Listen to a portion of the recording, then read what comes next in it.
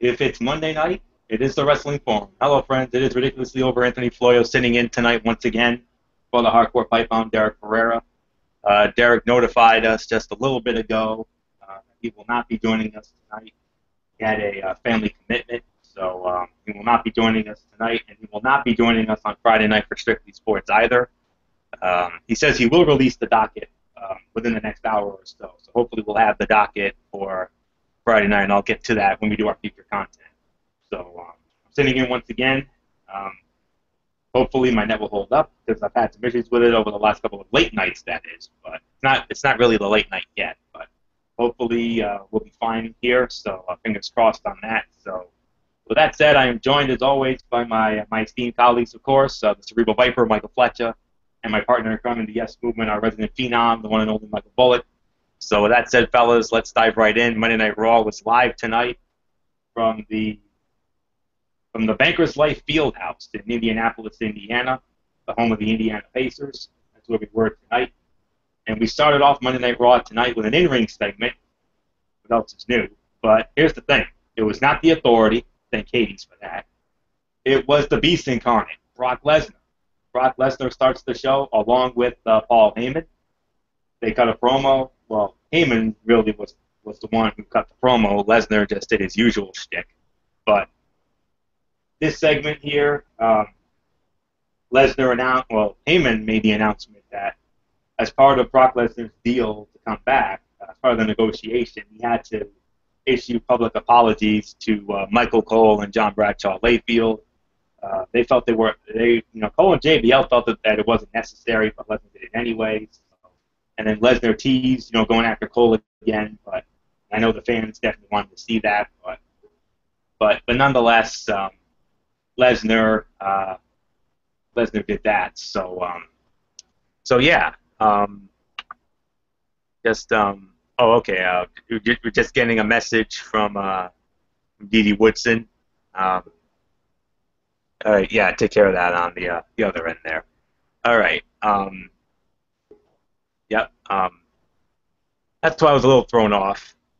Just receiving some messages from our Twisted Angel, Dee Woodson. She will not be joining us either. She has family commitments as well, so nothing new there. So no, not a problem. We can handle it. So we're good to go. So yeah.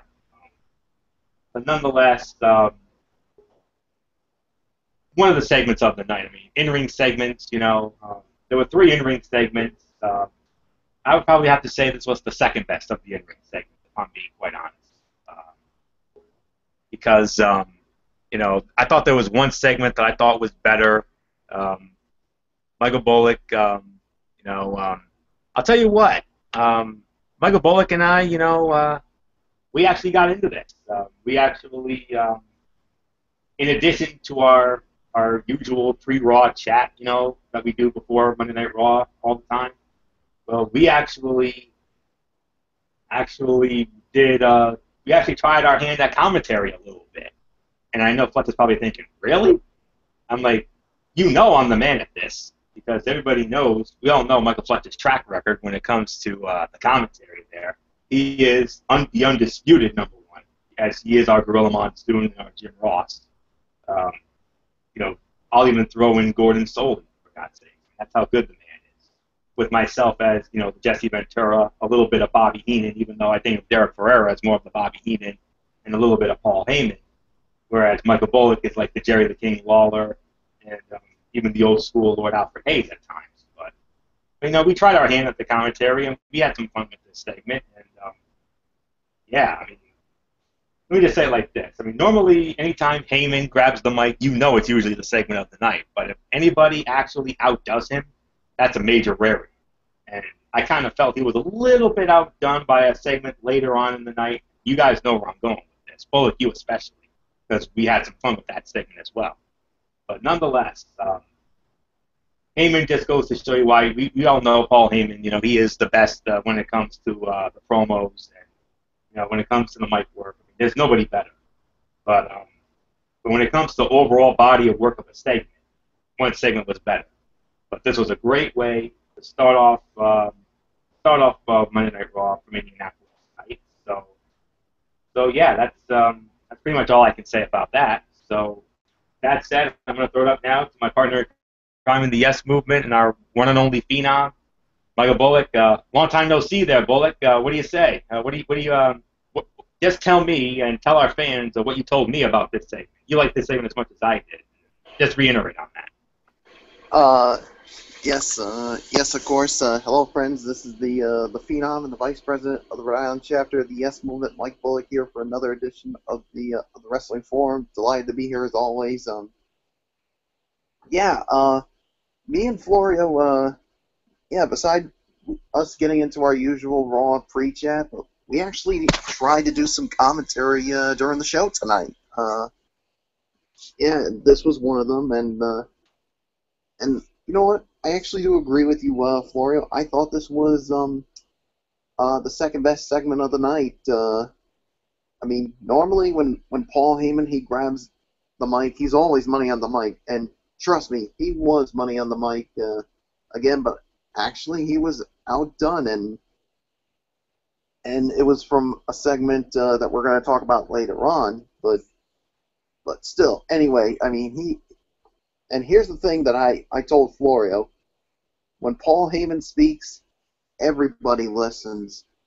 And I know Fletcher would pretty much agree with that as well when we get to him. But basically talking about how he got the suspension lifted, and of course saying that his client was going to apologize to Michael Cole and JBL for what he did back a few months ago. Of course, you all know what happened, of course, where the announce table got tipped over and Michael Cole got taken to F5 City. That's another thing that I like to say. And then he talked about what Seth Rollins is going to have to deal with at Battleground when it comes to this. Of course, when it's Seth Rollins defending the WWE World Heavyweight Championship against Brock Lesnar. So, yeah. But all in all, I thought this was a really good segment to start off. It was the second best segment. So, with that being said, Fletcher, I'm going to toss it up to you. And sorry if I had to take your job tonight. Hey, that's more than fine, Michael Bullock. I don't mind it. You know, this is why we always do. I'll even admit, me and Ferrero wanted it to do a couple of New Japan Pro Wrestling events where he leads. I'm always the analyst. There's been some times where Anthony and I, we actually parlay off where normally for Monday Night Raws and pay-per-view events, I'm normally the lead.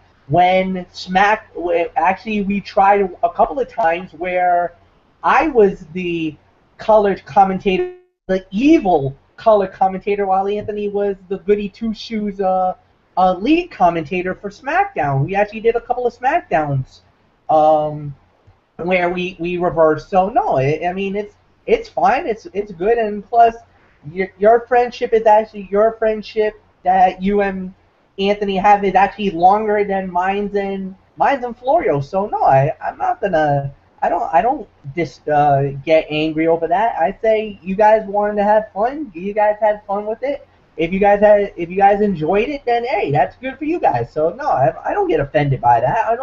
I don't feel threatened about my job getting replaced. Well, I know how much you and Florio like doing it, and I usually don't like to break traditions when it comes to the two of you. Well, it's not really a tradition. I mean, yeah, we've been doing it for a number of years, no doubt about it. But it's not.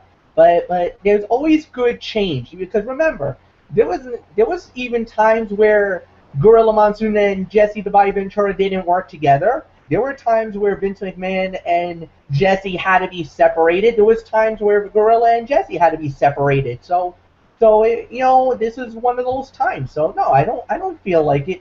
I feel like even tonight could have been like a Tony Schiavone, Jesse Ventura. I mean, there was one of those rare nights where, hey, you don't get the 18, you get somebody to fill in. So no, I don't got nothing wrong with that. That's why I'm more cool and relaxed about it. I no eyebrows raised, nothing. Besides, I had my own things. I got my own life. I had to work tonight. So no, I got That's what it is. So no, it's all good, Bullock. Um, but let's get back to the job at hand, and let's get back to why we're here, and that's about Monday Night Raw. And let's talk about this opening segment. I'm just gonna say it like this: I love Paul Heyman. Heyman is a guy he's great on the mic. He's very he's very abrasive. He's in your face. If you don't like him, then go screw yourself. If you love him, then bow down and praise the greatness of one of the greatest talkers, one of the best promo guys in all of professional wrestling, Mr. Paul Heyman. Now, as far as this goes tonight, first out, he's like, well, a part of the agreement, we had to apologize to Michael Cole and to JBL. And, first, Lesnar gets out of the ring, shakes the hand of JBL, great applause. Then basically for Michael Cole, he gives him a little razzing, grabs his head, give him a little noogie, gives him a little noogie on the noggin, and then when he sits down, pats him on the shoulder, like, you okay? You're good? Are we cool? And yeah, Michael Cole's like, yeah, we're cool. So then after that, Heyman just goes off and just absolutely annihilates Seth Rollins, the future of the WWE, to the point that probably would have made Derek Ferrera blush with envy, because he went off about Seth Rollins, which was a thing of beauty. Call him conniving, sniveling. I can't even repeat some of the words because it was, the list was about yay long. How far along? Remember that Chris Jericho joke about Dean Malenko, his 1,000 moves, and every other move was armbar? Yeah, it was something like that. I was laughing so hard. It was beautiful. So definitely for me, one of the top segments of the night. Unfortunately, not the segment of the night. We'll get into that a little bit later on tonight.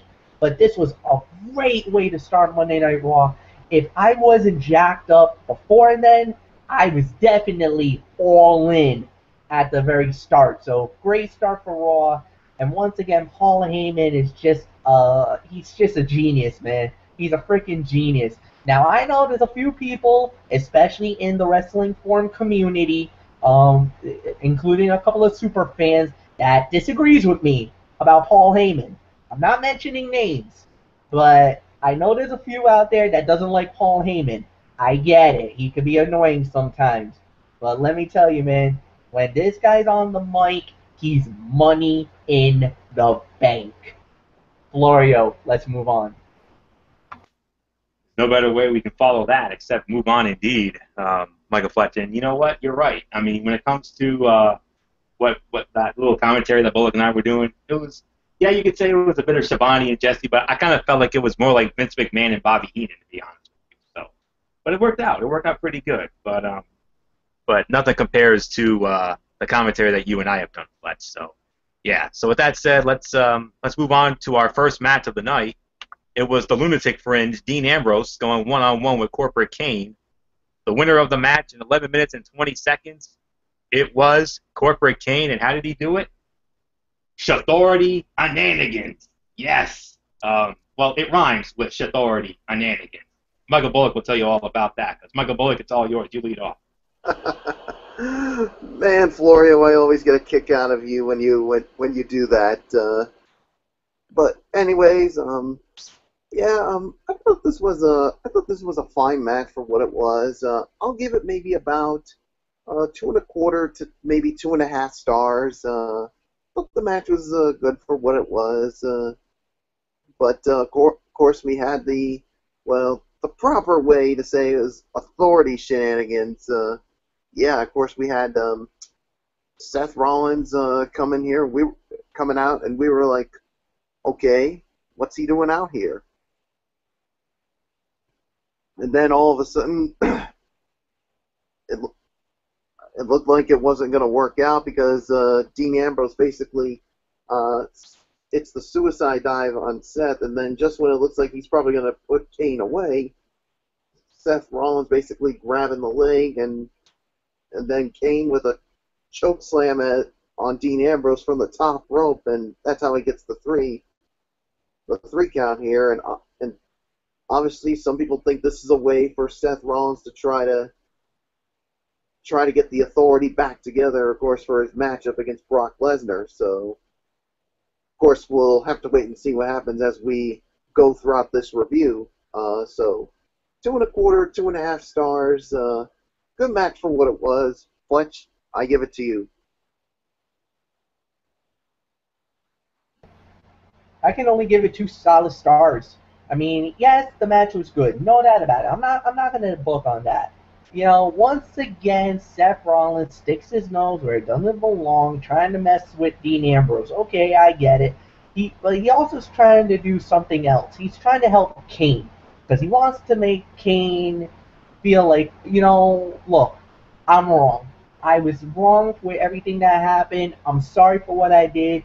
Maybe you'll give me a second chance. I helped you beat Dean Ambrose here tonight, and maybe you'll give me a chance to prove my worth for what it's worth, and you'll give me an opportunity to prove that you'll help me with Lesnar for the WWE World Heavyweight title.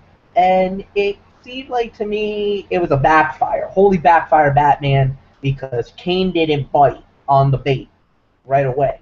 But we'll wait later in the night, and you'll see. We'll talk about that later in the evening. But at the end of the day, yeah, it was a 2-star fight because it got plenty of time. I mean, we'll agree, decent match. Could have been better? Absolutely. But you gotta admit that this was one of Kane's better fights that he's had in about, I want to say, what, 3-4 years, guys? We can say, because Dean Ambrose is a polished and proven, really good wrestler in the ring, and thus I am very pleased with at least that part. Am I angry about the outcome? Yeah, a little bit, no doubt. I'm not going to be too happy about it, but at the end, but once you see what happens, it falls in line, and the purpose of the story is actually good. That this was the actual ending for the fight. So no arguments from me. 2 stars is my rating. Anthony, it's yours. Yeah. If you're wondering about where I got the Authority and Anigans from, I'm trying to channel, my inner Craig Ferguson, because he does that on the Celebrity Name Game show. If you see that, you can check it out on Fox Providence, 1 o'clock in the afternoon, and 1:30. They have back-to-back episodes, and you can also check it out on that Pop channel at 6 o'clock, formerly the TV Guide channel. So if you're wondering why I did that, I was trying to, emulate him, because, I love that show and I love him. So, all right, moving on. My thoughts, I got to agree more with Bullock's rating, to be honest with you. I think it was more of a 2.25 to 2.5 star match. I mean, we actually thought it was a fine match for what it was, and, decent fight. Mike Fletcher, you make a great point. I mean, we've gotten on Kane, for so many years about how he's had all these, meh fights, and, we had that series of matches with Randy Orton in 2012 that everybody remembers, WrestleMania 28, which was a 3-star match, and then Extreme Rules, that Falls Count Anywhere match in Chicago, that 4.25 star fight. Clearly the best match of that series. And Fletch makes another great point about Dean Ambrose. And, I've been on the Ambrose bandwagon since day one, since he, Rollins, and Reigns, made their debut in that epic debut at the 2012 Survivor Series, ironically in Indianapolis as well, when they interfered in that Punk Cena Ryback triple threat for the title. I mean, I've been on the Ambrose bandwagon since then. Clearly, Michael Fletch is starting, he's starting to jump on the Ambrose bandwagon. He's been on that bandwagon for a little bit now. Mainly because I know how much he loves the Lunatic Fringe gimmick, and I know he really loved it when Ambrose, pickpocketed Rollins and stole the title from him. But nonetheless, solid matchup here. Definitely my sleeper fight of the night, no question about that. I didn't really think anything was going to be, special out of this, but 2.25 to 2.5. I got to agree more with Bullock's rating. That's how we agreed we were going to rate it. So Fletch, I'm going to have to outnumber you just a little bit here, but that's okay. So that's pretty much it for that. So let's move on to our, let's see, what do we have here? Our next matchup here, we had ourselves a tag team matchup. We had the tag team champions, the Primetime Players, Titus O'Neil, Darren Young, going up against Connor and Victor of the Ascension. Winners of the match in 4 minutes, Steven. Millions of dollars, the Primetime Players, and I know Fletch and Bullock are going to hit me with that, and I got to tell you right now, word of warning, I don't know what's more annoying, the millions of dollars or the lucha chance. Good grief, but I know I'm going to get outnumbered here. So, Michael Fletcher, you're more into this team than Bullock is, but hit me with that millions of dollars, Michael. No. I'm gonna wait. I'm gonna wait before I drop it on you. It's coming. But first off, let me give you my rating, and then we'll go from there. 2-star fight for the rating. Yes, it got 4 minutes, but I thought this was actually a far better fight than expected. You know, I was thinking, this was gonna be average, mediocre, this and that, because you know how normally in any other fight this wouldn't be, you know, a good match or anything else. But, you know, I'm going to admit, I was pleasantly surprised. I thought this was, you know, far better than expected. I thought, you know, the action was actually pretty decent in a way. So I'm not going to knock it, you know, I'm not going to knock it. I thought it's average, but I thought the ending was actually really good. I thought it was a nice ending to an average match.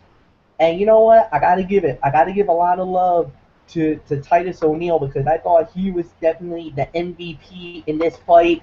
He definitely looks good. I love the way that they're pushing the WWE Tag Team Champions, the Primetime Players. I told you fellas, that they were gonna be the champions. I got it right. I proved it to the world. That you know, I even got a little bit of the lightning in the bottle once in a rare while. And as long as they are the reigning and defending WWE Tag Team Champions, me and Mike Bullock, yeah, we're gonna be doing it all the time. Millions of dollars. Anthony Florio, it's all yours. 2 stars for the fight. Oh Lord. Like I said, I don't know what's more annoying. Let me rephrase that. I don't know what's more lame or cornier. That or the lucha chance. And God forbid when the luchas come back. Oh, good. I'm really in trouble. But nonetheless, now I'm just kidding. You know, I'm having fun with you guys. But nonetheless, about 1.5 to 2 for my rating. Between 1.5 to 2. That's the best I can give it. Fletch is right. I mean, it was a solid tag team matchup. I mean, a little on the short side, but, you know, what else is new? 4-minute fight. I mean, in the Ascension, I mean, they continue to fall. Derek Ferrera, you know how Derek Ferrera always likes to talk about the Burial Club. Well, we all know the Ascension are charter members of the Burial Club. Everybody knows that. I mean, once upon a time, these guys have a hot debut, you know, at the start of the year. You know, they beat the New Age Outlaws at the Royal Rumble. And what have they done? What have they done for us lately? Nothing. So that's really all there is to it. And I talked to Bullock about this, and I know Bullock will agree with me when I throw it to him, because, you know, I know he'll reiterate it when I get to him.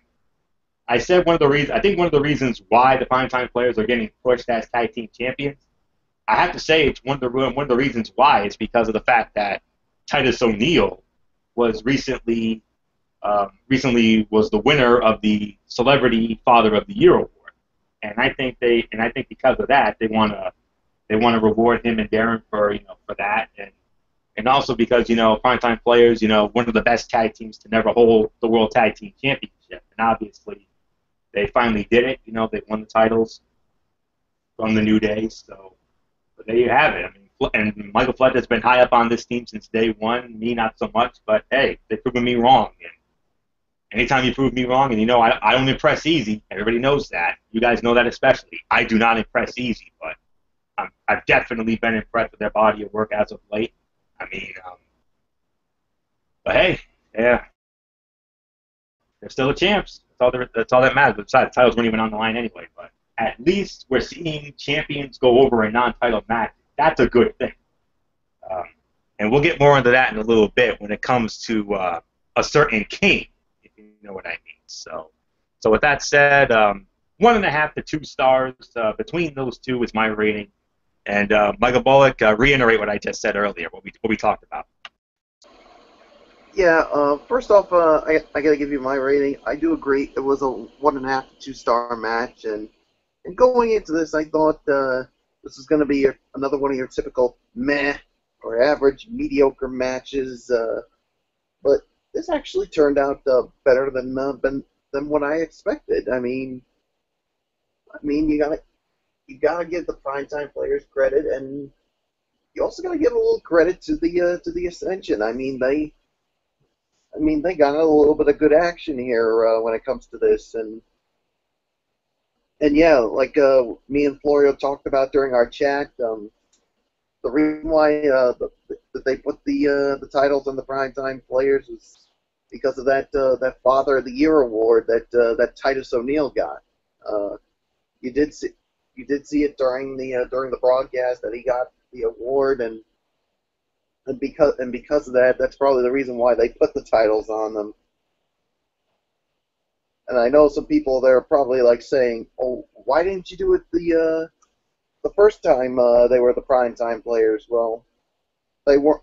I mean, they were hot, but not like the way they are right now. So, but either way, I mean, I hope this is a nice run for them for with the tag team titles. And of course, we did find out earlier that they are going to be they're going to be defending the tag team titles against the New Day at Battleground, and we'll get into the New Day regarding one of their members later on in this review. But all in all, 1.5 to 2 stars, and yes, I'm gonna have to do it again because since they are the tag team champions, because they are worth millions of dollars. Millions.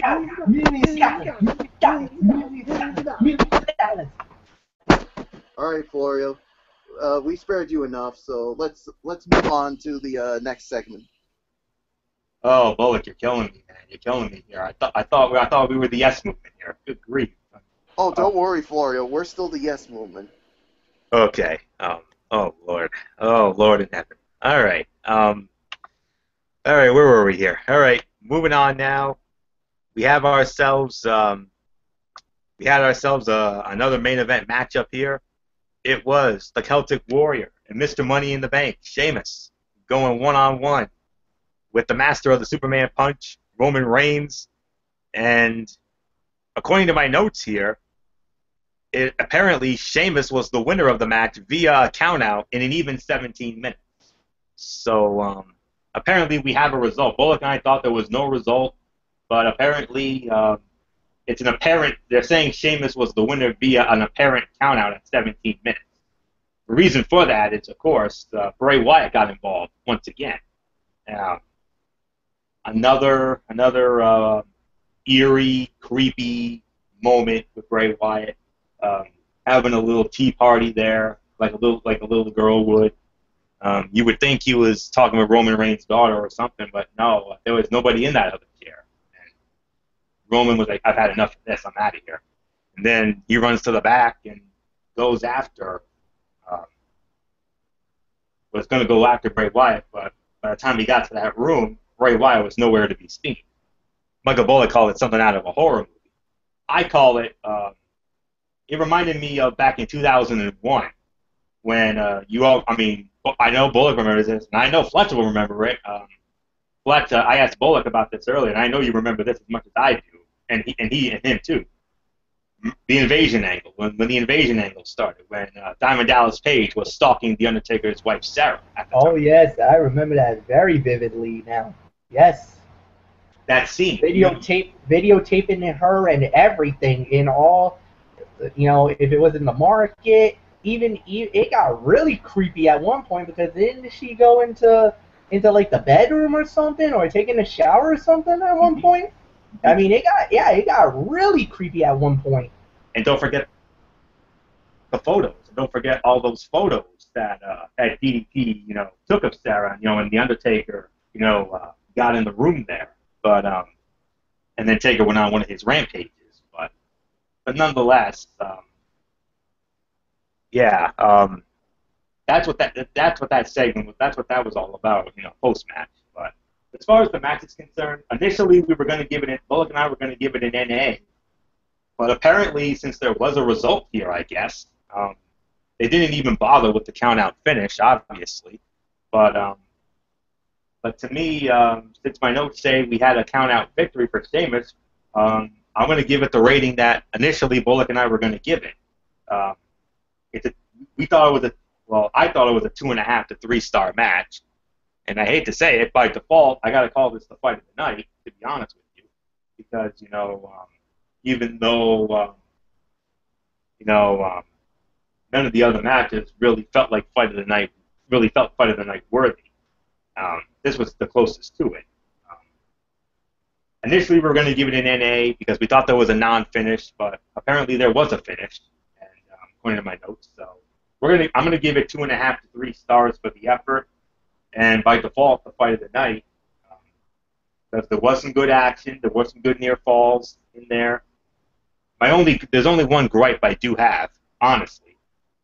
No Superman punch. I wanted to see the Superman so bad. I love that move. You guys know how much I love the Superman punch. I really love it.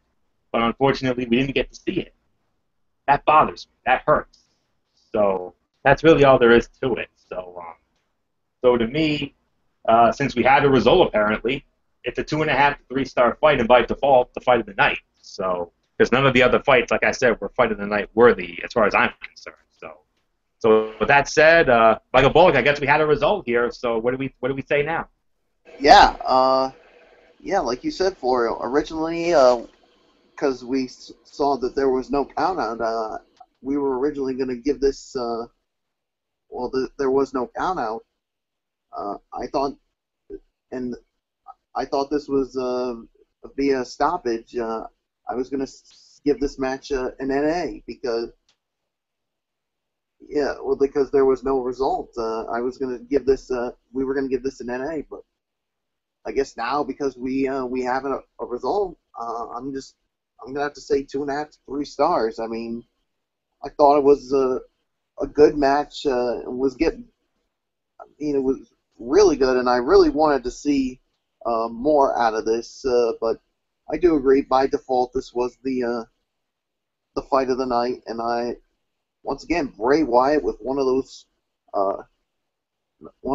creepy promos, and I mean, it did feel a little bit like that what we saw during the Attitude Era with the Undertaker and Diamond Dallas Page with the feud that they had, and I mean, the only reason why I said that it looked like something from a horror movie was because of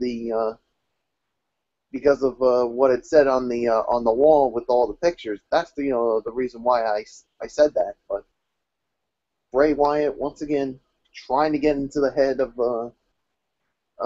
Roman Reigns with that saying that I'm a little teacup, short and stout. Of course, you saw last week with the picture of Roman Reigns and his daughter, and we all thought he was talking that Bray Wyatt was talking to his daughter, but nope, that wasn't the case. So, yeah, 2.5 to 3 stars is. Sorry about that. Is my rating for it. So, that being said, I'm just gonna toss it up to Fletch.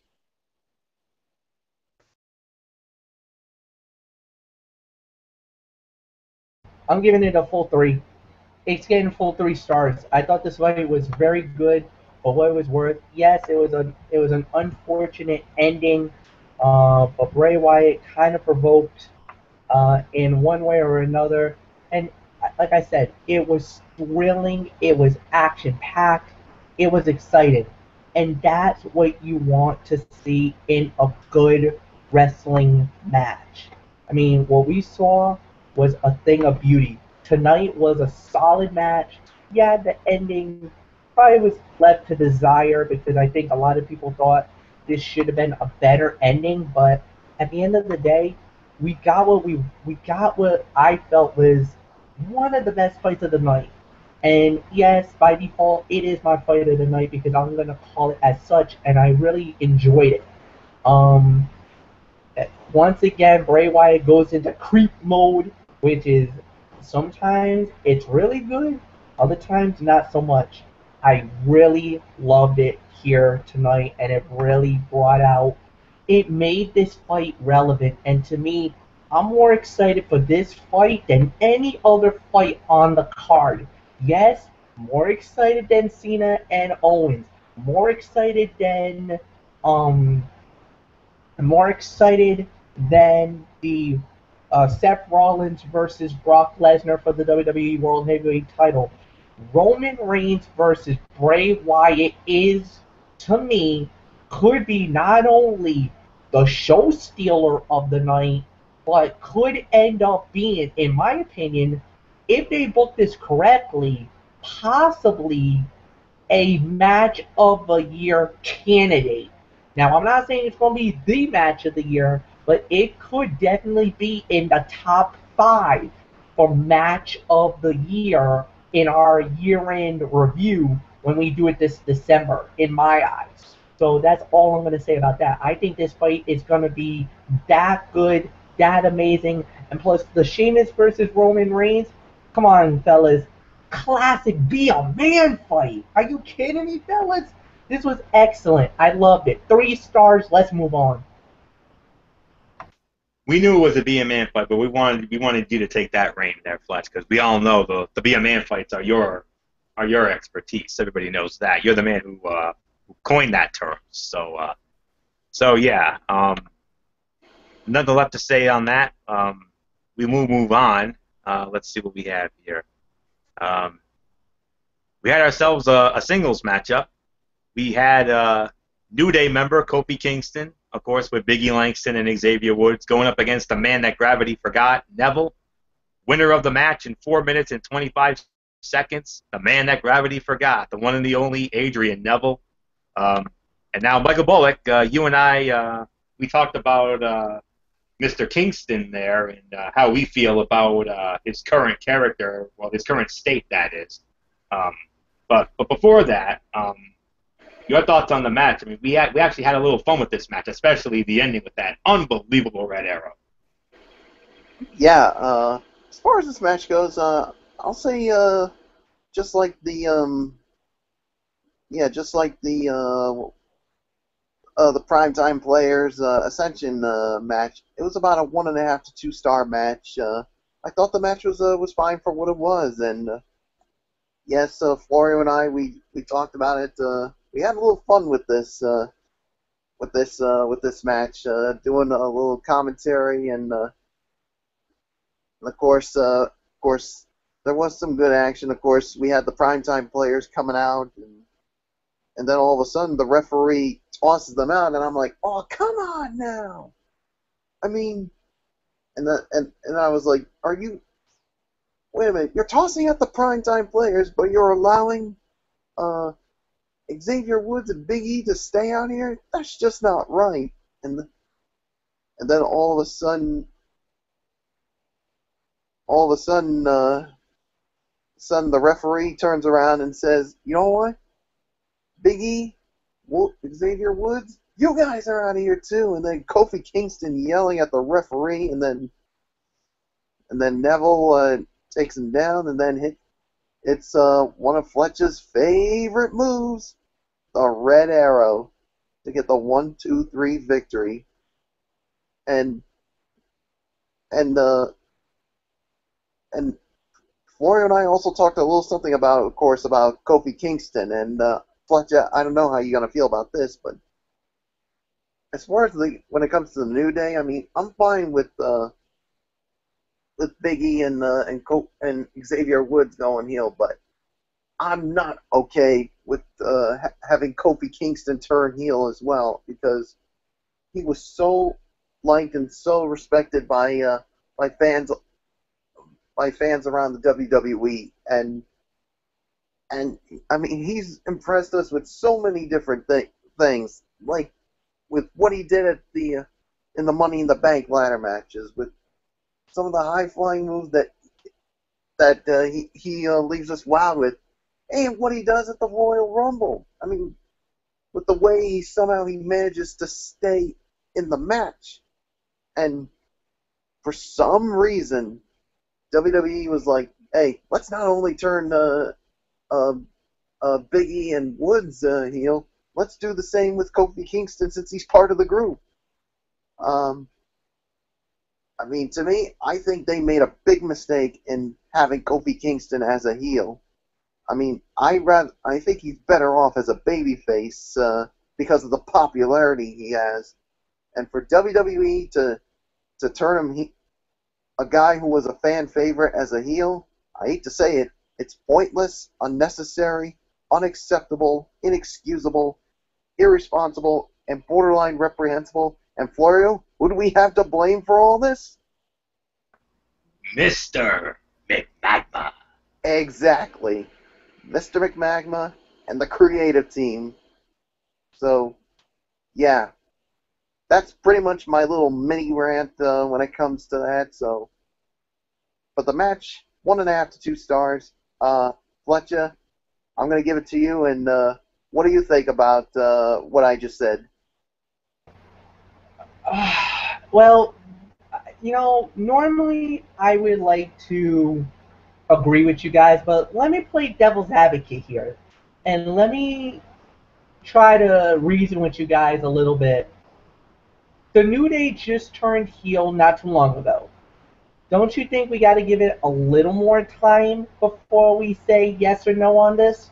I mean, yeah, I get it. Kofi Kingston is definitely he's been too much of a good guy for too long, and now they want to change it up on him, which is good. Change is always good for different reasons and everything else. And I kind of feel like we got to give him an opportunity. Let's give him a chance, and then if it continues not to pan out, because that's the thing with Stone Cold Steve Austin. Remember, they went with a chance to try to turn him heel, and then it got to a point where it was basically impossible to do, and they had to turn him back to face. Let's see what happened with Kofi. This is not a McMahon move. This was a move that needed to be done, I thought. Because what was the one thing a lot of people were talking about? Kofi was being stale. He didn't have a legitimate, there was no real storyline. They didn't really have nothing for him. He's such a great talent, an amazing talent, but he was being held back by certain members of the WWE community. Orton said he wasn't ready. Cena saying he wasn't ready, so he got buried. They were holding him back, holding him back, holding him back. Now they teamed him up with Xavier Woods and uh, and um and Big E Langston. But the thing is that the reason why it didn't work was because the fans never really bought in, and the clapping, and it started the New Day sucks chant. So it wasn't Mr. McMahon's move. I hate to say it, but this is the WWE's universe's fault. This is the IWC's fault. They're the ones that actually kind of pushed them to be heels. I mean, if they started cheering Kofi again, then I think he goes back to face. So I'm sorry, guys. I got to play devil's advocate here. I think it's not really Magma or the Raiders' fault. I blame the fans for the reasons why they turned them heel. You made your bed. You got to lie in it now. That's all I say about that. So as far as the fight goes, it was about a 1.5-star fight. I love Adrian Neville. He's becoming such a mega star now, and I truly believe like I said, I think he's on the bigger and better things. Even though I think he's gotten quite a mega push right out of the gates, but he is definitely proven to be one of those big names in WWE. So definitely the future is definitely bright for this individual. With that said, Anthony, let's move on. Well, we got to move on to my rating for the fight. I definitely agree with Michael Bullock's rating. Well, you guys pretty much were the same here. But it's 1.5 to 2-star fight for the effort. 4 minutes and 25 seconds. I mean, there was some fine action here. Bullock and I definitely had some fun on the commentary, especially during this fight. I mean, Bullock as, the babyface commentator, and me as, the heel commentator, him a la like a Vince McMahon or a Tony Schiavone, me like a Jesse Ventura, Bobby Heenan. We definitely had some fun with this, especially when the referee threw out the primetime players and Big E and Xavier had a one-on-one match. I mean, initially, I thought this thing was going to be really good. I really did. I thought this was going to get a considerable amount of time, considering the body of work of these two guys. But for nearly 4.5 minutes. Yeah, not really too thrilled about that. I really wanted to see some more from these guys. Um, Fletch is absolutely right about Adrian Neville. I mean, Adrian Neville. I mean, he's definitely one of those guys who has a rocket. He's got the rocket back on him. He's on a rocket to the moon. There's no question about that. Um, I only wish they would have put the King of the Ring on him. To be honest with you, I felt he should have gone over. To be honest with you, but we'll get more into that because the man who honestly went over for King of the Ring. We're gonna definitely have some fun with that when we get to him. Trust me. But nonetheless, and as far as the Kofi Kingston thing goes, well, here's the thing, Fletch. It's not about the New Day as a whole. We were just talking about Kofi Kingston. That's it. I mean, we're fine with Biggie and Xavier, but we just don't like that, because we've always remembered, Kofi as somewhat of an underdog baby face, like myself and Michael Bullock. I mean, and of course, we all know when it comes to Fletch, I mean, he's more of in the middle. I mean, he's most of the time he's like us, like a over underdog babyface. But at other times, he's like a badass heel. Some of the times he's more of a badass heel than a underdog babyface, like myself and Michael Bullock are. And Kofi Kingston kind of made us relate to that. He was kind of like that. There've been a lot of great underdog babyfaces. I mean, the now late great Dusty Rhodes, for example. I mean, he was the original underdog babyface, and then he paved the way for some other underdog babyfaces like Ricky the Dragon Steamboat, and of course our leader of the Yes Movement, Daniel Bryan, just to name a couple. So and Kofi kind of related to that, and we really loved him as a babyface. His talent, and I even talked to Bullock about this. Two standout moments from his career. Just a few months after he debuts in 2008, he wins the Intercontinental Heavyweight Championship from Chris Jericho at the Night of Champions in Dallas, Texas, at the American Airlines Center. And what about the Verizon Center in D.C., 2009 Survivor Series? Fletch, you know all about this one. You mean you couldn't believe the outcome of this? That traditional Survivor Series matchup when Kofi Kingston overcomes both CM Punk and your boy Randy Orton to win the match. I mean, that was his breakout moment. Everybody remembers that. We all thought he was in line for a push, but of course, as Fletch mentioned, Randy Orton put the kibosh on that. That's well documented.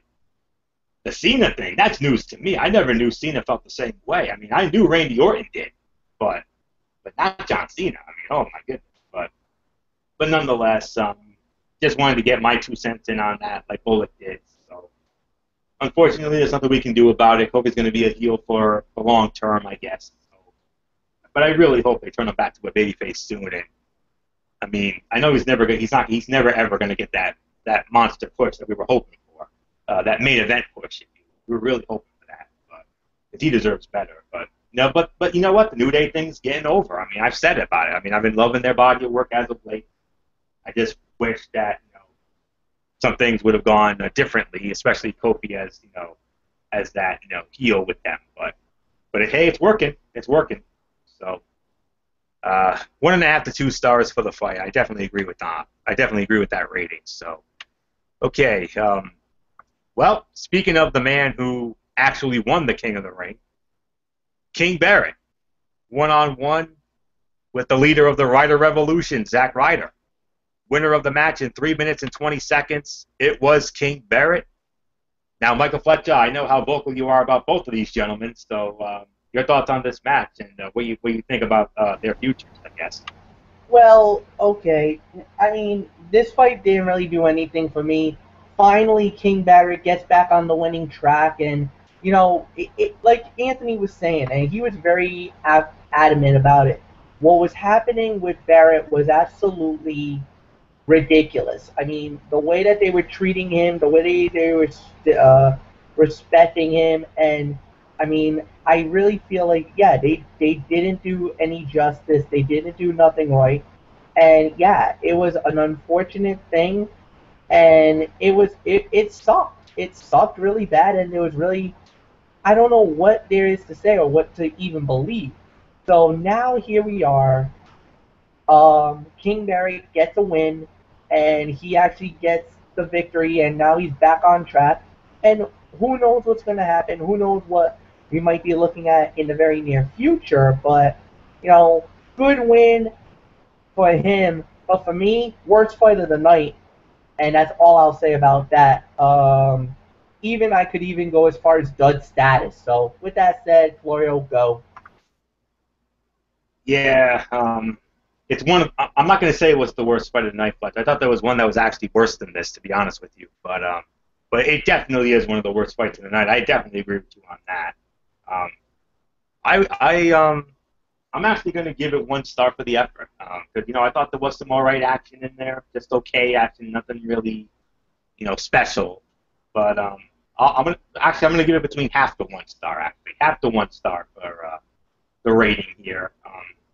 It is definitely teetering on dud status, no question about it. But it was fine for what it was. 3 minute and 20-second fight. Um, hey, King Barrett actually gets a win. Yeah, over a dud enhancement talent.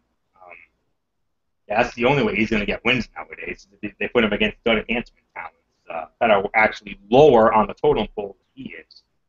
And I said I was going to have some fun with this, and yeah, you better believe I'm going to have some fun with this right about now. Fletch, you know what you remember, and I told Bullock about this. You remember the night of the King of the Ring. You hit me up. We talked about this on the phone. We talked about this. We talked about the King of the Ring show just before we were getting ready to do our Bulls Corner and King of the Ring video that we did on that night. What we talked about was the fact that when you said when we found out that Barrett won the King of the Ring, I told you I had a major concern about that. I told you that I felt that Barrett was they were still going to bury Mr. Barrett even though they put the King of the Ring on him, just like they buried him when he was the Intercontinental Heavyweight Champion, having him lose on a weekly basis on TV, which I felt was absolutely ridiculous and wrong. And up before tonight, what was happening? Ever since Barrett won the King of the Ring, what did they do damn near every week in and week out? Lose, lose, lose, lose.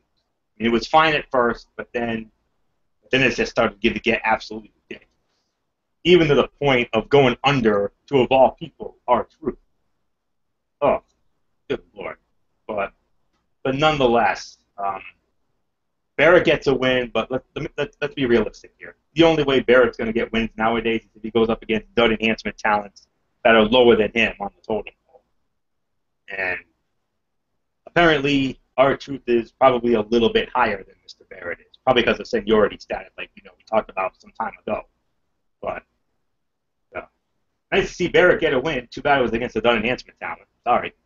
So unless Barrett can do that against a more established talent, then okay. Then that's wonderful. And I'm hoping we get that in the future. But don't hold your breath, because it's not happening. But maybe they finally felt pity for the man. I don't know. But hey, Barrett gets a win.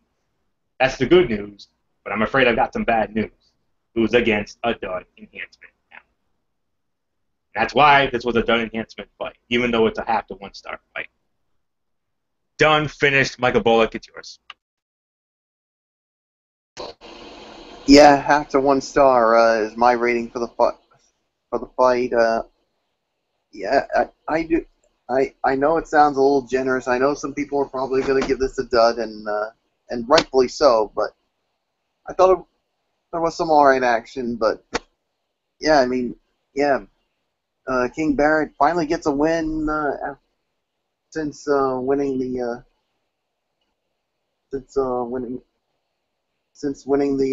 King of the King of the Ring. But yeah. Yeah, and I was like, yeah, he got a win over Zack Ryder. Yeah, that's the only way that he was going to get a win over a dud enhancement talent. Yeah, really got nothing else to say. Half to 1 star, Florio. Let's move on to the next segment, and I think we're going to have some fun with this one. Oh, you better believe we're going to have some fun with this one, Michael Bullock, without question. Finally, this is where this is definitely definitely a segment that we're definitely going to have some fun with in a good way. He's back, even though it was only a 1-week hiatus. The United States heavyweight champion himself, John Cena, he was back, and he was interrupted by the NXT heavyweight champion himself, Kevin Owens. I'm trying to. I believe Michael Fletcher led off on the last segment, so I believe that means I take this one. Oh, how about this? Luck of the draw hits me, and I get blessed with the luck of the draw here. What else is there to say, fellas? This was the segment of the night. I mean, normally when Paul Heyman picks up a microphone, normally that's automatically the segment of the night. And Bullock and I didn't think any other in-ring segment was going to be better. Oh, were we wrong?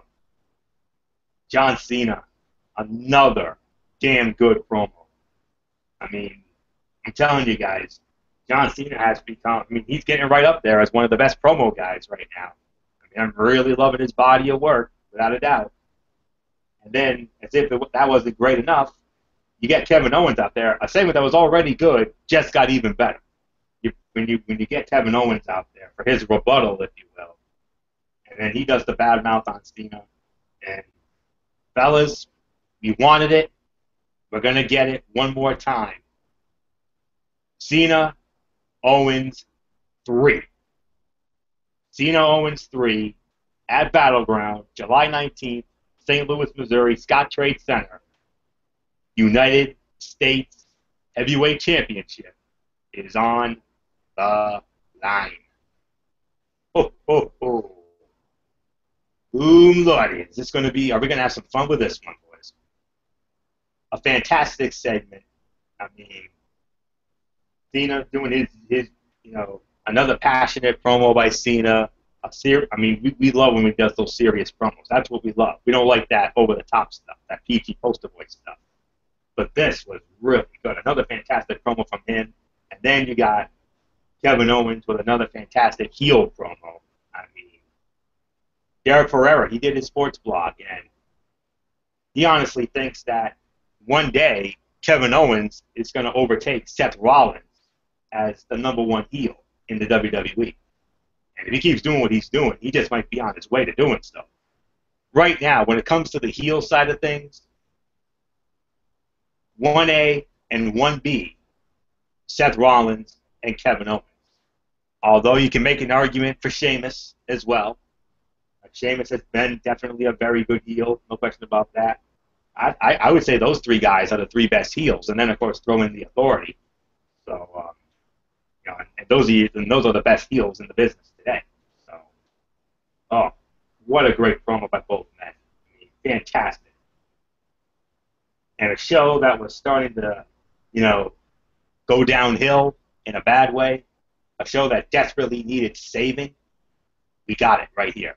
This literally saved the show right here, without a doubt. Literally. I mean, this show was on its way to becoming one of the worst of the year. Put these 2 out there, you saved it. Because you know what these 2 guys are? Just like with NBC Thursday nights, with those awesome comedies back in the 80s and the 90s, you know those 3 little words. Must-see television. That's what these 2 guys are. Battleground. Now, Michael Fletcher, I know you're very high on the Roman Reigns and Bray Wyatt fight. I can certainly understand that. But then again, you were right about the primetime players, going over for the tag belts. I'll give you that. But I don't think you're going to be right about this one. You say that's going to be one of the potential show stealers and a possible fight of the night and a match of the year candidate? No. I think this fight right here, if the first 2 fights aren't any indication, why do I have a feeling, fellas, we're going to get another 5-star with these 2? We got a 5-star at the Chamber. We got a 5-star at the Money in the Bank. Oh, by the way, the sequel better than the original. When was the last time we ever said that? I honestly cannot recall. But guys, is there a chance the rubber match could be even better? I mean, I'm sorry, Fletch. I think this is going to be the fight of the night on Battleground. I really do. With all due respect, of course. So with that said, nothing left to say. Segment of the night. Well done, John Cena. Well done, Kevin Owens. And July 19th, honest to God, cannot get here fast enough. I want to see this fight. I'm already set up for the network. You heard it first. It's going to be a 5-star classic one more time. Honestly. And also, Kevin Owens is going to win the United States Heavyweight Championship. Booking. Michael Bullock. What else is there to say, man? We had a hell of a lot of fun with this segment now, didn't we? Oh yeah, we definitely had some we really had fun with this segment, especially with me doing my babyface commentary and Florio doing his heel commentary. But I do agree, this was the segment of the night, no doubt about it. John Cena with his passionate speech. This is what we love about John Cena, and not the campy comedy, funny, ha-ha John Cena side, and basically talking about Kevin Owens and the way he attacked him after the match at Money in the Bank. And then Kevin Owens comes out and says he wants a shot at the United States Championship. And then they go out in so many different languages, and yep, we're going to get it one more time. Cena, Owens 3. Only this time, it's for the United States Heavyweight Championship. And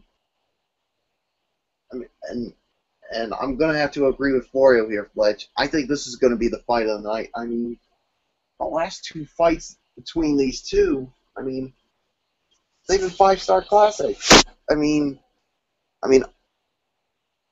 and fight of the year candidates, even though, in my honest opinion, the one we saw at Money in the Bank, in my opinion, is the fight of the year right now. After what we saw in that match, could this match top the one we saw at Money in the Bank? Probably not. But hey, I said it after the Elimination Chamber that the second meeting isn't going to be as good as the first meeting. What happened then? I was wrong with that as well. But only this time, the stakes are going to be much higher. The United States Heavyweight Championship is on the line. And I agree, Kevin Owens is winning that title. Because, well, for that to happen first, of course, he's going to have to lose the NXT title to Finn Balor, which will happen on that special on the WWE network when they come from Japan. So, yeah, so the segment was the segment of the night, no doubt about it. Great mic work by both of these men, and Seth Rollins, Kevin Owens. I think he's right up there with Seth Rollins as the top heel in WWE. So, really looking forward to this fight, no doubt about it. So, with that being said, I toss it up to Fletch. Well, look, here's the reason why I'm saying what I'm saying. We know what Owens and Cena can do. Yes, I get it. They're going to be a fight of the night, no doubt about it. I'm not knocking that. But I just feel like when it comes to the body of work, and it really looks like they're giving,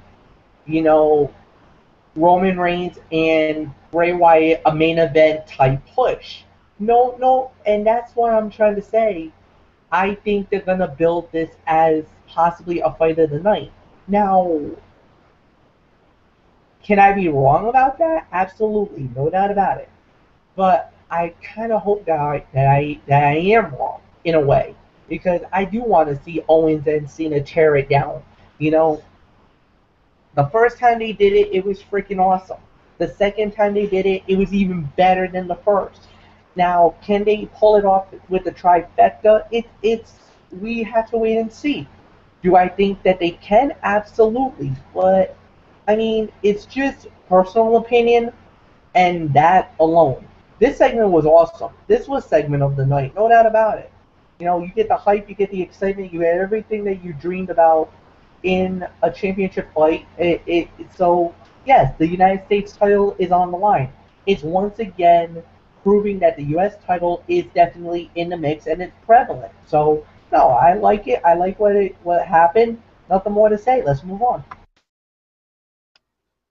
All right, and well, guys, are you ready for some hot divas action? Because that's exactly what we're gonna have here next. It was the Bella Twins, accompanied by Alicia Fox, going up against Naomi and Tamina Snuka. The winners of the match in 3 minutes and 45 seconds. Surprise, surprise! It was the Bella Twins. So, Michael Bullock, your thoughts on this Diva Tag Team match? I hate to say it, but this was your typical ho-hum diva fight. But there was a little bit of all right action here. And I know I'm going to sound generous. I'm gonna say half a star on this one. But this to me was the worst fight of the night, no doubt about it. I mean, I just really wasn't feeling this match at all, and surprise, surprise, like you said, the Bella Twins once again get the victory here. So yeah, yeah. I mean, whatever happened to that whole hashtag give divas a chance? Huh. Yeah, they really need to bring it back. Well, the only way they can make it better, and I know we've said it countless times, uh, like the NXT divas. Last time I checked, the NXT divas have been pretty damn good. Just look at the match that Sasha Banks and Becky Lynch had at that last NXT Takeover special, which was the fight of the night. And I still can't believe I'm saying that, but that's just how damn good that match was. We need to call up people call up these divas like Charlotte, like Sasha Banks, like Bayley, like Becky Lynch, and because this divas division really needs a makeover. Because number one, Eva Marie, who's one of the divas down at NXT whose mean work can't wrestle for crap. Summer Rae can't wrestle. Alicia Fox can't wrestle. And I mean, the only ones who could basically wrestle are Naomi, Tamina, Natalya, and Paige. Those are the ones I can think of. But either way, half a star for me. Worst fight of the night. Typical ho-hum diva fight. So that's pretty much all I could say. I'm just gonna toss it up to Fletch. Yeah, I gotta call it worst fight of the night, no doubt about it. I agree with you guys.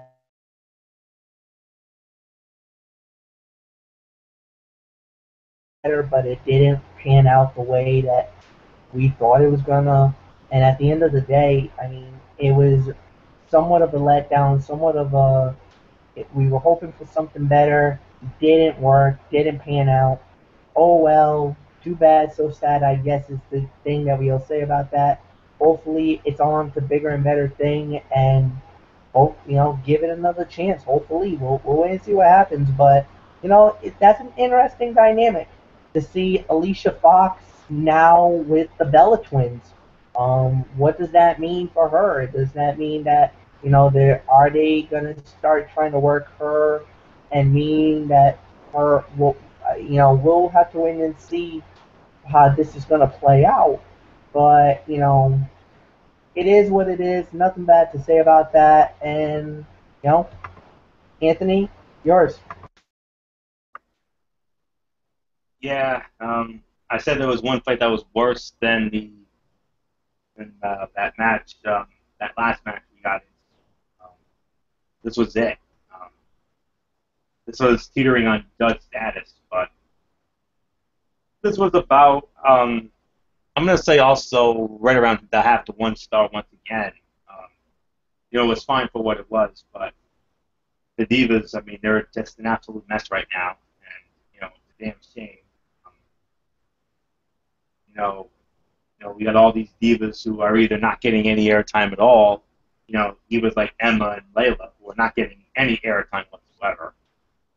Same can be said for in-ring time and on-air time, but those two especially. But of course, Paige is getting ready to be a judge on Tough Enough, along with Hulk Hogan and Daniel Bryan. Not bad company right there, to say the very least. And then, of course, Natalya is probably obviously by the side of her husband, Tyson Kidd, who's going to be out indefinitely because of a spinal injury that he suffered recently. So who knows when we're going to see Natty again, and that's a damn shame because we all know how damn good of a wrestler Natty is. Everybody knows that. Well, nobody knows that more than I do, being the Hart family aficionado that I am.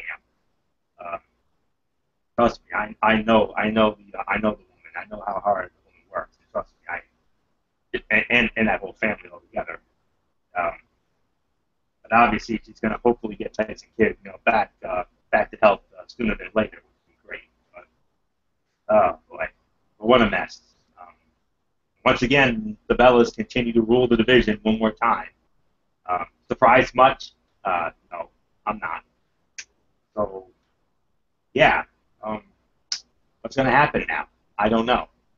Really don't know what direction they're going in right now when it comes to divas. But our friend Jason Powell from ProWrestling.net, he said it best. The Divas division makes my brain hurt. Amen to that, brother. Amen to that. 'Cause my brain's starting to hurt just thinking about all this mayhem. So yeah. It's another half to 1 star, teetering on dud status. Typical ho-hum diva fight once again. So I really don't know what else there is to say. So we're just going to move on to our next matchup. It was, well, nothing left to say, guys, except it was Ryback time. You know what to do. Be more. Come on. Be more. Be more. Come on. Be more. Be Done. more. Done. Finish Done. it. That's all there is to it. It was the Intercontinental Heavyweight Champion, Ryback, one-on-one with the world's strongest man, Mark Henry, the winner of the match in 6 minutes and 25 seconds, the Intercontinental Heavyweight Champion himself, the big guy, Ryback. And I believe, who leads off on this one? Flex? I believe Fletch leads off on this one, right? I believe. Yes, it's right. me. It's me. All right. Fletch, your thoughts on the big guy against Mark Henry? I mean, it's a big man fight, boring, lackadaisical. There's really nothing that I would say that would make me want to, that make me jump up and down or whatever. So it was fine for what it was worth. At the end of the day, I mean, look what happened in the way that this event ended. The Big Show decides, he wants to get at Ryback. It looks like these two are on a collision course, which means we're probably looking at a possible Intercontinental two men. So we'll see what happens there. As far as the main fight goes, NA, I'm not going to give much of a rating for it. I really didn't care too much about this fight anyway. So, Florio's yours. I'm leaning more towards 1 to 1 1/4, maybe 1.5 for this one. Because there was a little bit of some okay action here as well. And Michael Fletcher obviously didn't get the memo. At Battleground, it's going to be a triple threat match for the Intercontinental Heavyweight Championship. Ryback versus The Big Show versus The Miz. That's what's going to happen. It's already been booked. It's been announced. Those three in a triple threat for the Intercontinental Heavyweight title at Battleground, July 19th at Scott Trade Center in St. Louis. So, yeah, it was another one. It was another one of the lowlights here. You know how we are about big man fights. I mean, Fletch is absolutely right. It was a slow, boring, plodding fight. But hey, let me just say this: Ryback. You know what Ryback did to win the fight? He didn't do he did the Miko clothesline, but normally, he usually goes for the shell shock, but No, he didn't do that. He actually went airborne. He went bombs away. He dropped a top rope splash on Mark Henry, and that actually was enough to get the win. So I got to give Ryback a little bit of some style points for that. So yeah, that was a surprising spot. I mean, it's nowhere near the caliber of Adrian Neville or anything, but boy, I got to give the big guy credit. Well done, sir. So I'm going to give it 1 to 1.25, teetering on 1.5. Another one of the worst fights of the night, but it was an okay fight for what it was. So with that said, Michael Bullock, your thoughts on Ryback and Henry? Yeah, I'm gonna have to give this an NA as well. Really didn't care for much about this match. Slow, boring. Really didn't give two you-know-whats about it. Of course, we now know that the Intercontinental title match is going to be in a triple threat match. Ryback going up against the Big Show and the Miz. So, yeah, really got nothing else to say except let's just move on for you. All right, our next match here, it was Dolph Ziggler, accompanied by the Ravishing Russian Lana, going one-on-one with Adam Rose and his favorite Rosebud, and Michael Fletcher's favorite Rosebud. Oh, Rosa Mendez, indeed. Winner of the match in 3 minutes and 5 seconds. It was Dolph Ziggler. Yeah, another one of the worst fights of the night. You can make an argument that this was the worst fight of the night as well.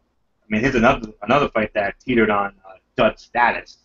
But, this is a rarity. I mean, I have to say when it comes to the worst fight of the night, it was a 3-way tie. Really a 4-way tie. You had a lot of these slow dud enhancement type fights tonight.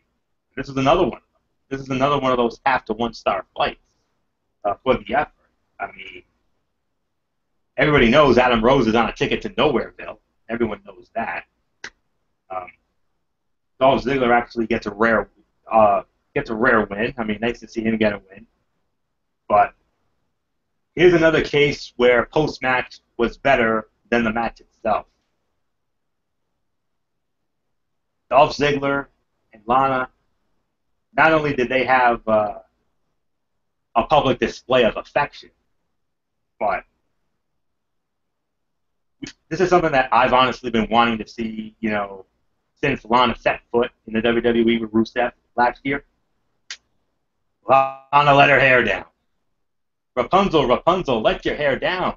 And she sure did. Maybe not as long as Rapunzel's, but it kind of felt like a Rapunzel moment to me, honestly. Man, oh man. I mean, yeah, she looks good with her hair up, but honestly, we've all seen her with her hair down. Yeah, we've all seen her with her hair down, but a little less makeup too. Yeah, definitely. Yeah. Natural beauty. Yeah, slowly but surely she's getting there, guys.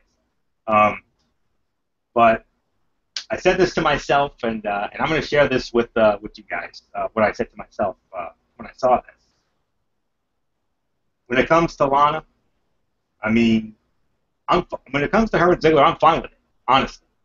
But when it comes to Lana, I say it's about time we get rid of the Miss Hancock type outfits, and we start, having her in more casual attire, more dressed down attire. Eventually that's what Stacy did with Stacy Keibler.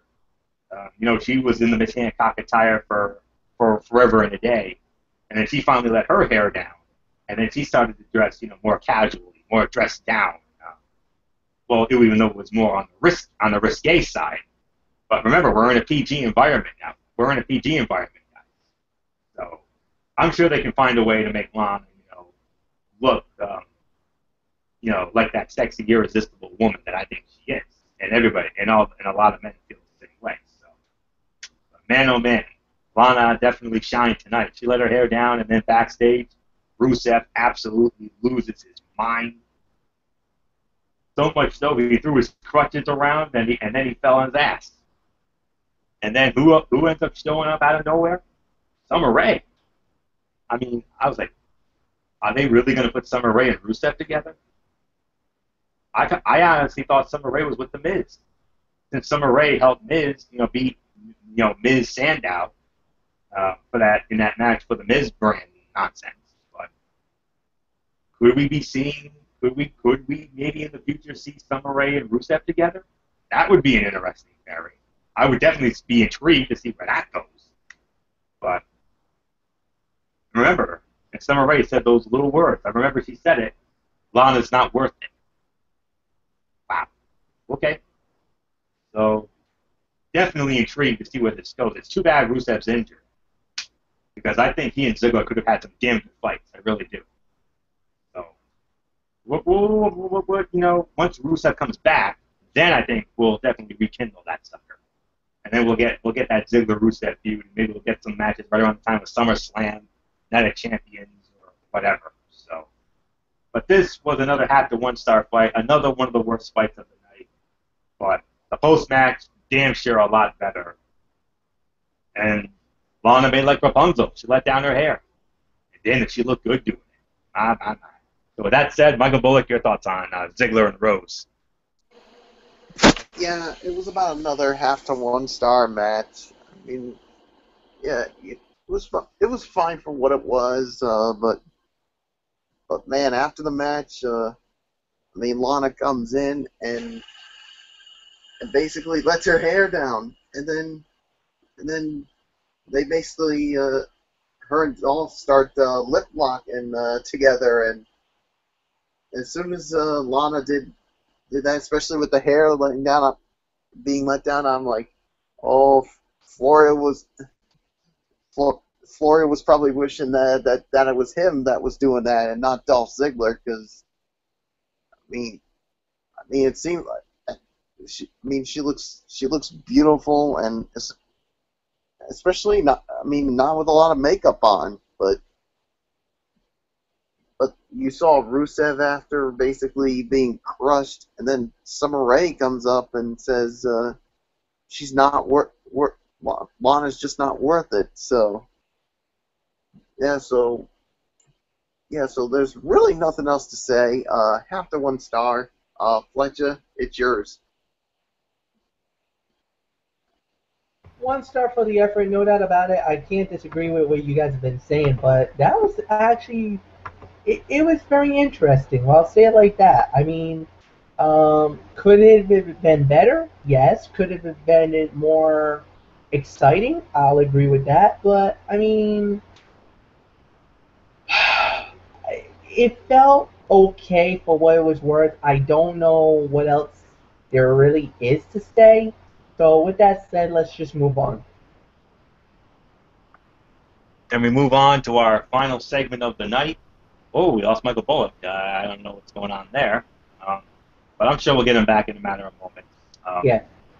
It was we had our main event segment of the night. We had the WWE World Heavyweight Champion Seth Rollins in the ring. He calls out his fellow his so-called authority brothers, Kane, Corporate Kane, and J&J Security, Jamie Noble and Joey Mercury. He calls them out, and okay, yeah, we got Michael Bullock back. Rollins in the ring with Kane and J&J Security. They get interrupted by the Beast Incarnate, Brock Lesnar, and Paul Heyman, and then all hell breaks loose. And then you think Kane and J&J are leaving. All of a sudden, Kane jumps in the fray and actually goes after Lesnar, and so does Joey Mercury. The only one who did not was Jamie Noble. So I don't know what's going on with that. So with that said, Michael Bullock, your thoughts on this main event segment and all the craziness that ensued? Man, of course, Seth Rollins coming out, of course, basically inviting Kane and J&J Security come out, and basically it looked like he was trying to get the authority back together, and it looks like it's gonna work out. And then here comes Brock Lesnar, and you're thinking this is really gonna get interesting. And then and then of course, just when they are getting ready to end, as Lesnar gets into the ring, J&J Security and Kane leave. We were like, wait a minute, what the heck is going on here? And we were like, oh boy, Rollins is a dead man.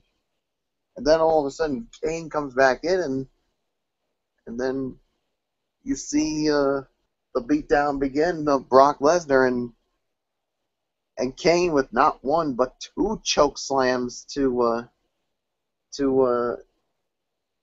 Brock Lesnar, and basically the coup de grace of the whole thing at the end was, of course, Seth Rollins hitting Brock Lesnar with the pedigree. So, I mean, you basically saw it, and everybody standing, of course, with Seth Rollins, Joey Mercury, Joey Mercury,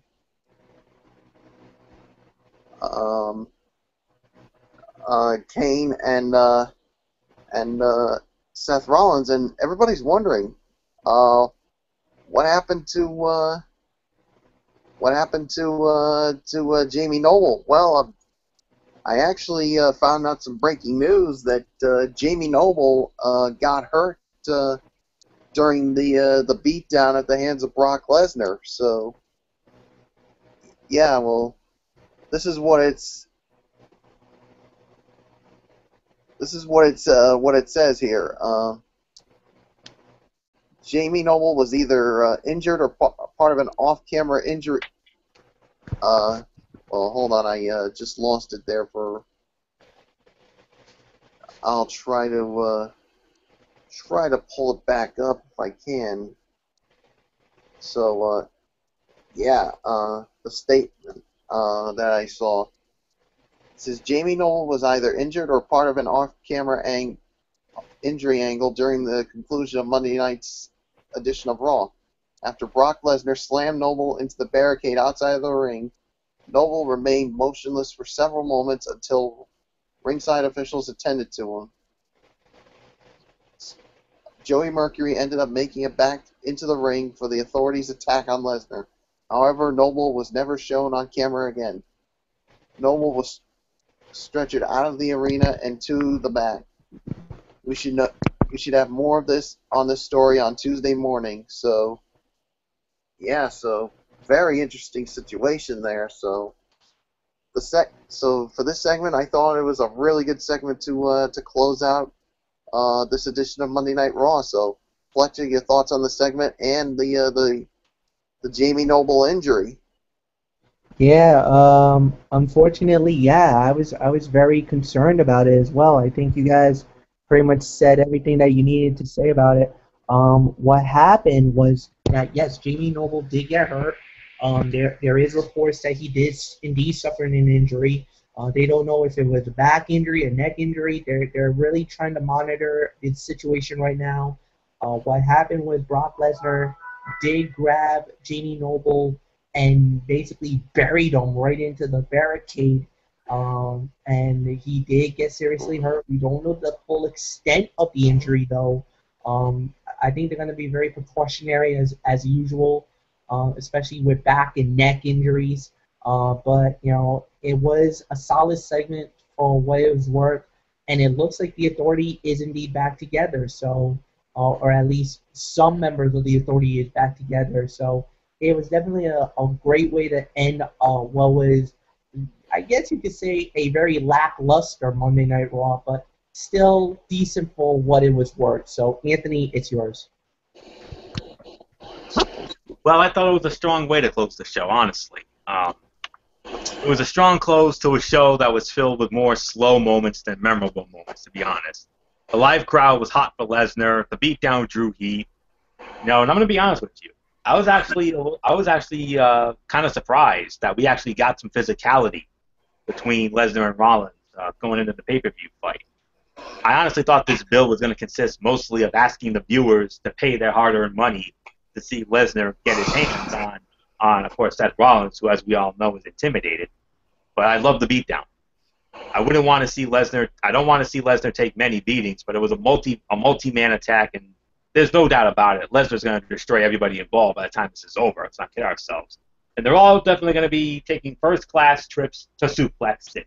That's all there is to say about that. So, a strong close to, like Flex said, a lackluster edition, an average and mediocre edition as well of Monday Night Raw tonight. So, that's really all there is to say about it. I probably would say it was the third best segment of the night when it comes to the in-ring segment, but it was a strong close to the show that had definitely a lot more slow and negative moments than memorable positive moments. So, nothing left to say here except let's get to our overall rating, and Michael Fletcher starts it off. All right, guys. If you guys didn't actually hear me, I'll give you my rating. I thought it was an okay show. It's a 50-50 show for me. I can only give it a 5 out of 10. Anthony said it best. There was a lot of bad moments than good moments on tonight's show. The build for the pay-per-view was good in some areas, not great in others. I think the main event, the WWE World Heavyweight title, got really good build. I think Roman Reigns. The third best. I think the Roman Reigns versus I think the Roman Reigns and the Bray Wyatt got unbelievable push here tonight, so I'm excited about that. Then on top of that, I thought that they got some good push with Kevin Owens and John Cena. Other than that, it was really a lackluster show, like I said, and I really feel adamant about it. So for me, sorry to say it, I can only give this a 5 out of 10. Average show tonight. Florio, go. Yeah, that's about right. 5 out of 10. Teetering on 4 out of 10. Like the infamous Bret Hart, maybe that 4 out of 10. But it was a 5 out of 10. When it comes to the positives of the show, there were a few. The 3 in-ring segments, I thought those were definitely all positives. The Kevin Owens John Cena segment was the segment of the night.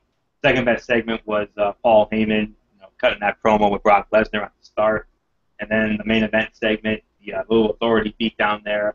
That was a strong close to the show. So those were those 3 in-ring segments. And when it comes to the matches, the only ones that really stood out to me was the match with Roman Reigns and Sheamus, and the match with Dean Ambrose and Kane. Those were the 2 best fights of the night. And then all the other fights were, rather okay. You did have a couple of 1.5 to 2-star fights. The matches with Adrian Neville and Kofi Kingston, and the prime players against the Ascension. I mean, those were the only matches that really stood out for me tonight. All the other fights were, damn near dud enhancement filler matches. You can make an argument for any of them to be the worst fight of the night. I mean, you had the Divas, obviously, Ziggler and Adam Rose. That wasn't really any good. The Ryback Henry fight, that wasn't really any good.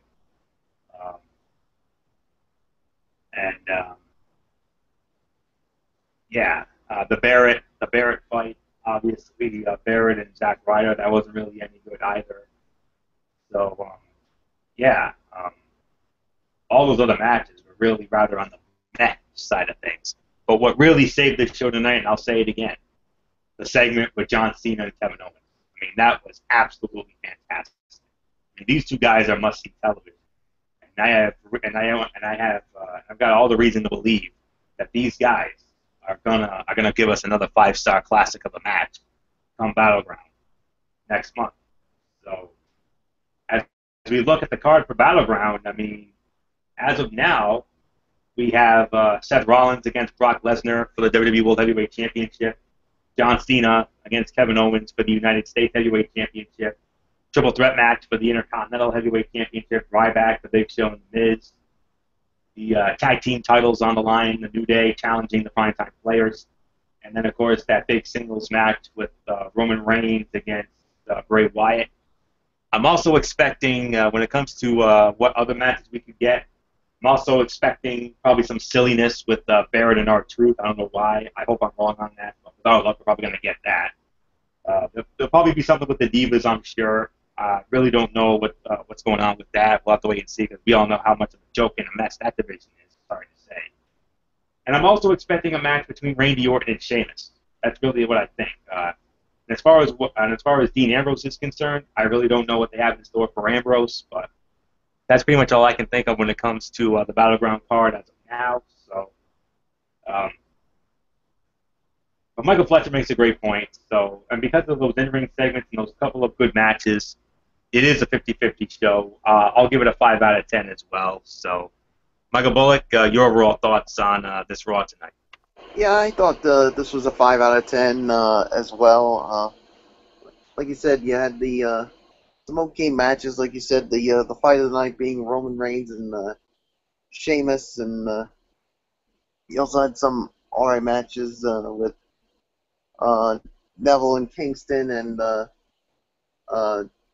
Primetime Players and the Ascension, and those segments, of course, with Brock Lesnar and Paul Heyman, and of course the segment of the night being John Cena and Kevin Owens. Everything else was pretty much meh, but here's a little something I just found out, guys. I read Derek's review, and he also gave it a 5 out of 10, but that John Cena and Kevin Owens segment, I can't believe what I'm about to say here. He only gave it the third best segment of the night. And I was like, what? And he gave it. He said the reason why is because he thought there was some campy comedy moments at times, and he wanted to see some more serious side of Cena. But I really didn't see that much campy comedy in this when John Cena was out there. I mean, I really thought it wasn't that bad. I agree with you, Bullock. I don't know where the heck Derek is coming from with all this. Comedy. What kind of segment did he see?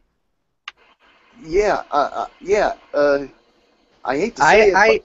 I think this is one of the rare times where I wish Ferrero was here tonight, because I think he needs to explain himself, because I don't see it either. I think for the first time, you got three very angry. Well, I'm not really angry about it, but I think there's at least two members of the Yes Movement that probably would not mind yelling no at the hardcore pipe bomb for his. No. And one more thing, Fletch. There's another thing I gotta add, and that's something I would have to say to Derek about that is, as Ren and Stimpy would say, "You idiot." And also, when it comes to Derek Ferrera, let me just say it like this. I'm going to channel my inner Ricky Ricardo here. Derek Ferrera, you got some splaining to do. That's all there is to it. Yeah, so. You certainly got some explaining to do, Derek. I can't. What segment was he watching? I don't get it. Was he watching a campy comedy segment? And I understand he had a long night. I know he had a big family event tonight. I can certainly understand. Yeah, but for him to give that the third best segment of the night, and saying that for him to have the balls and the nerve to come out and say that there was some campy comedy in this, no, I don't like it. I'm not going to stand for it at all. Me neither. Absolutely not. So 5 out of 10 Bullet for the show tonight? Yeah, 5 out of 10. And Derek, I love you, man, but you. Same here. You really dropped the ball on this one. Hallelujah to that, Bullock. He certainly did. Even though we love Derek Ferrera, we not only love the man, we also appreciate him as well. Because without him, we wouldn't even be doing this. So that's all there is to it. So, this is one time with all due respect, we have to vehemently disagree on that. So, oh boy, talk about putting a damper on the party here. But nonetheless, that will do it for this edition of. Well, as the old saying goes, you can't please everybody. Indeed not, Bullock. You're absolutely right on that. So. And Derek is one tough person to please. Oh, indeed he is. He does not impress. He thought I was not. He thought I wasn't. He thought I don't impress easy. He certainly does. He's the one who does not impress easy among anybody. Although Fletch is right there too. So. Well, the thing is that I also would like to get the thoughts from the remaining members. Like, some of the members from the 2184 crew. I think we'll really get to start seeing, because if it's one thing, if it's just one day, then okay, fine, no problem. But if it's coming from other people like Bill McConnell, Jimmy Silva, who's members of my 2184 crew, if Megan Silva just starts saying, well, I wasn't impressed, then maybe Ferrera's got a point here.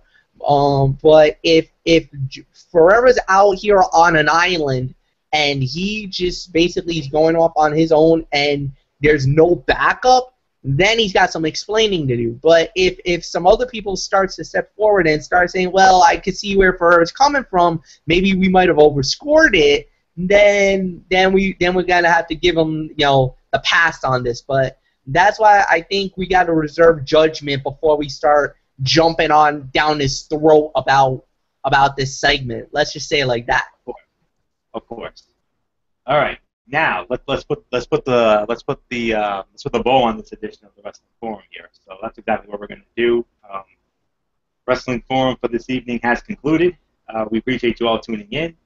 Of course, we got our shout outs here, and I want to start it off with Michael Bullock, and then we'll give it to Fletch, and then he'll give it to me, and I'll wrap it up with the future content and everything else. So, and a major announcment when it comes to next week's edition of Strictly Sports. Big announcement. So with that said, Michael Bullock, let's get your shout outs, then give it to Fletch, and then I'll wrap it up. All right. Well, first off, special shout out to all of our tremendous fans and viewers out there who continue to support our shows, whether it is the Wrestling Forum or Strictly Sports. Doesn't matter. We really appreciate it, and we thank you so very much for listening to another edition of the Wrestling Forum. Of course, shout outs to our super fans, Dee Dee Woodson, Kevin Woodson, and Matt Ward, and Jason Ixenbaugh. And then, of course, to our friends from our high school days, Al Britterson, Jimmy Alden, Rob Parsons, Eric Carrier, Tom Souza, the First Lady of the Wrestling Forum, Megan Silva, First Lady of Strictly Sports, Kaiser Butler. So, and of course, also shout out to the Hardcore Pipe Bomb, Derek Ferrera. Couldn't be with us tonight. Hopefully, the graduation was good, and that the family party turned out good as well. So, yeah. So that's pretty much going to do it for me. I'll save my shout-outs for Friday, the rest of my shout-outs for Friday night on Strictly Sports. So until then, this is the Phenom and the Vice President of the Rhode Island chapter of the Yes Movement, Mike Bullock, saying thank you all so much for listening to us. And of course, you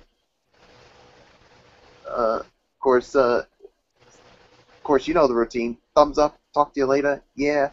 Throw it up Fortune 4 style. Bye for now, and of course, enjoy the rest of your week, folks, and God bless, and be good to each other. So, with that being said, Fletcher, I give it to you. Yes, indeed. I want to say thank you to all the great fans out there who supports the Wrestling Forum and Strictly Sports. You guys are the best in the world, no doubt about that. To my friends in the junior high and high school days, you guys already know who you are. To the super fans, you guys already know who you are. Love you guys as always. The 2184 crew, as always, much love to you as well. That's basically it. I'm always very short with my shout outs than the other crew, but we do support you guys. Thank you so much as always, and we'll see you Friday night. So until then, Mike Fletcher, you know the routine. Hugs and hand pounds. I'm out. Good night. Florio, take it home. All right, before I do, I just want to make sure, Fletch, Bullock, you guys are in for Friday night, right? Yep. I'm all in. I'm definitely in. I'm off for the weekend. Don't worry. I'm in. Wonderful. All right. I'm glad to hear that you two will be there, because Derek Ferrera will not be, because he's got another family event. So I'll get into that in just a moment. Of course, we want to thank you all so very much for tuning into this edition of the Wrestling Forum. As always, you are the best fans in the world, like Fletch and Bullock were saying. Without you guys, there is no show, obviously. Of course, a special shout out to all of our super fans, to all of our tremendous fans out there who continue to make the Wrestling Forum and Strictly Sports as ridiculously over as they are. We appreciate it as always. Of course, our super fans, Dee Dee Woodson, the Twisted Angel, she could not join us tonight. Family commitments on her end, so she couldn't be with us. So not a problem. Hopefully hopefully she'll be back on with us again soon. Of course, in addition to her, of course, husband Kevin and the kids, with the entire Whitson family, the first family of our shows. Of course, our other super fans, of course, Matt Ward, who I'm pretty sure is probably still to this day celebrating his Chicago Blackhawks winning the Stanley Cup a week ago. Hopefully all is well with him. I'm sure things are great for him. So shout out to Matt Ward, of course, Jason Hicksonbaugh, Daniel Luttrell from the UK, Megan Silva, Kaiser Butler, our crew, Tommy Souza, Eric Carrier, Jimmy Alden, Al Braderson, and Rob Parsons. And, of course, last but not least, even though he was wrong with his opinion tonight, with all due respect, still a special shout-out indeed to our Imperial Grand Poobah himself, the hardcore python Derek Ferreira. Definitely has some explaining to do when it comes to that segment. But like Fletch said, let's give it a chance. So we'll see what happens. He'll get some opinions, and, we'll go from there. So, but it's with all due respect. So I'm just saying that's all there is. But we still, but like I said, that's just something I really wanted to get off my chest. So with that said, I'm going to save the rest of my shout-outs for Friday night. And here we go. Friday night. This Friday night, 10:30, Strictly Sports. It's all about the 2015 NBA Draft. That's it. That's all we're doing. No power rankings. There will be no Major League Baseball power rankings. And I also said there's also a big announcement about next Friday's show. Michael Bullock, you said this was a possibility. And guess what? It actually is indeed, you actually were indeed correct on this. Next Friday, July 3rd, there will be no Strictly Sports due to the 4th of July holiday. So we got that night off. So I wasn't surprised about it. Yeah, you kind of gave me an inkling about that early when we talked, but nonetheless, this Friday night, Strictly Sports, 10:30, NBA. We're gonna recap the 2015 NBA Draft, team by team, obviously, and of course, no Major League Baseball power rankings. It's all about the NBA Draft. That's it. Nothing else. Nothing more. Nothing less. So for all of you who want to get your fix on the NBA Draft, come right back to us. Come back to my channel, the Tone 25. I will have it Friday night, Strictly Sports, 10:30, recapping of the draft. And then, of course, next Monday night, the Wrestling Forum. Hopefully, we'll have Derek back by then. And remember, next Friday, July 3rd, there will be no Strictly Sports show. We got the night off, because of the 4th of July holiday. So definitely appreciative about that. So that'll do it. So for the Phenom, Michael Bullock, and in spirit, the Cerebral Viper, Michael Fletcher, and the Hardcore Python, Derek Ferreira, it's ridiculously over Anthony Floyo saying, the routine, everybody. Thumbs up. Talk to you later. Yeah, Proto Fortune 4 style. Bye for now. My friends. God bless. Be good to each other. Have a great rest of the week. And until Friday night for Strictly Sports, you've been watching the Wrestling Forum right here on the Tone 25 on YouTube.com. For now, Anthony Florio. So long.